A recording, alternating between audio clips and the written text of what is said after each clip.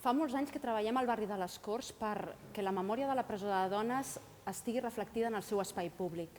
Fa molts anys que hi treballem des d'associacions de dones de dins i fora del districte. Ja tenim un monument, el xamfrà de Joan Güell, amb Europa. Ara volem senyalitzar el perímetre de l'antiga presó de dones.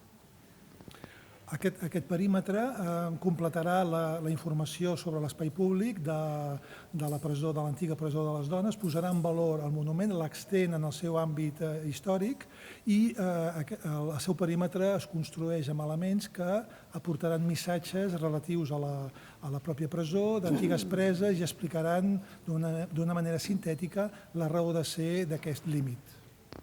És important que voteu aquest projecte per diverses raons, per recuperar la memòria de les dones que van estar empresonades i per poder recuperar un espai públic de la importància que va tenir la presó de les dones.